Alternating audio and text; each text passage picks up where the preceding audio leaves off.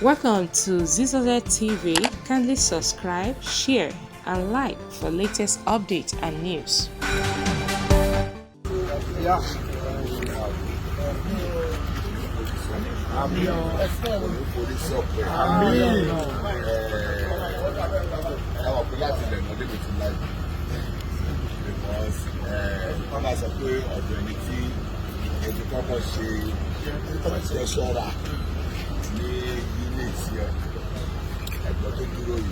First chairman. Àwọn ni mo ṣe treasurer lẹ́yìn ẹ̀. Àwọn ni chairman ní unit. Nígbà yẹn àwọn ni mo ṣe treasurer lẹ́yìn ẹ̀. Tó tó wá di pé Ọlọ́run ka èmi kún ọpẹ́ unit fún mi náà jẹ́ chairman. Ó step down wájú wà nílẹ̀ àtijọ́ lọ sí branch. Ọlọ́run á dúró tì mí. Ọlọ́run á wà pẹ̀lú mi. Ọlọ́run á tọ̀ fún bàbá tó wà. Ọlọ́run á jẹ́ kí n bá mi.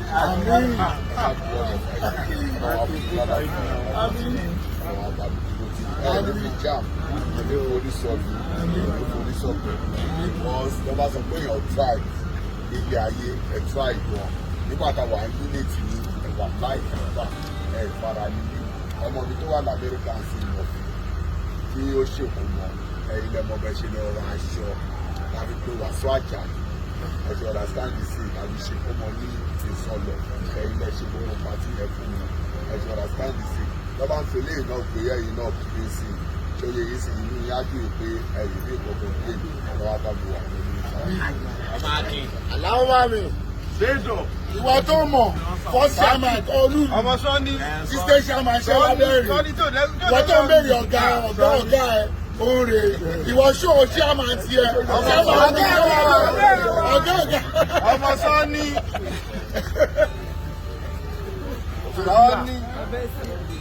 mo ń bọ̀.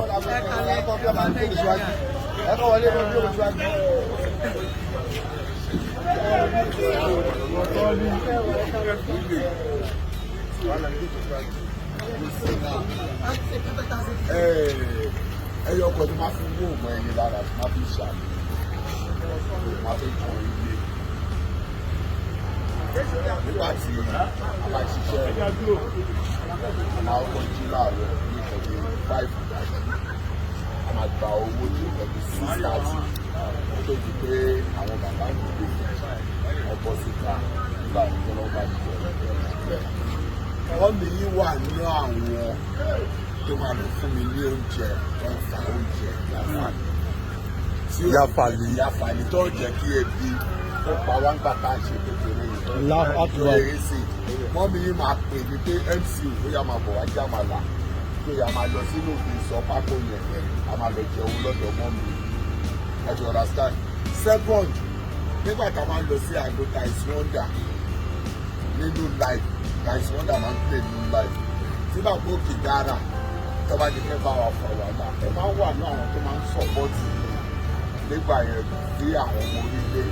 bí ọkọ̀ gbogbo nǹkan tí mo ẹ̀dẹ̀ gbà fún mi tó bá níyàn gbà fún mi bàbá yẹn gbà fún mi ẹ jù mí lọ òkè gbà fún mi nígbà yẹn ní kékeré yẹn bí ẹ pé mọ́mí yín fún mi bí ọmọ ni ọlọ́wọ́ wà pẹ̀lú ọlọ́wọ́ dúró tí mọ́tò yóò lè forí sọ forí sọ pé dẹ́fà lẹ́yìn náà ẹ ṣe àbúkà ẹ ṣe understand the scene ọlọ́wọ́ Elédùmarè tó wà jẹ́ kẹjọra yín lójú tí àsìkò yìí lẹ́yìn náà fi rí orí ayọ̀ nígbà ọlọ́wọ́ Elédùmarè á kún gbogbo àná ọ̀dàdà. bẹ́ẹ̀ni ààrẹ musa. ọ̀gá tí ó bá fẹ́ kí ọmọọṣẹ́ òun ṣoríire ọ̀gá yẹn ni kò yẹ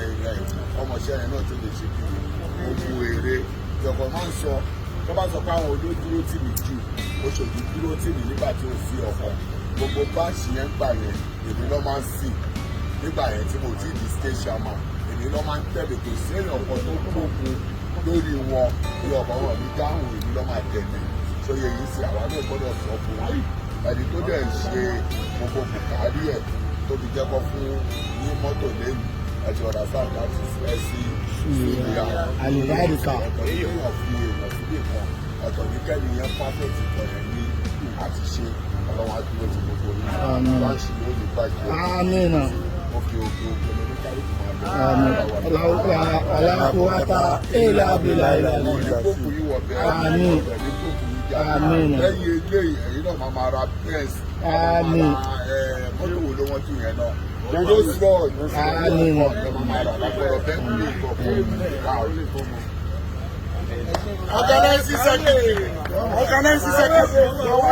organizing secretary branch Oluomo lélẹ́yìí vice ẹ̀ náà ti gbà ìgbógbó ìwọ branch ẹ̀ máa tó kù ṣe bẹ́ẹ̀ fáwọn ọmọ ẹ̀yìn ẹ̀ má dájẹ́ má yà aládàájẹ́ tún ní yà àdúgbòrìkẹ́ ọwọ́ rẹ̀ ẹ̀wọ̀n tẹ́jẹ́rà tó ń sọ tẹ́jẹ́rà tó ti ṣe àmọ́ rí ilẹ̀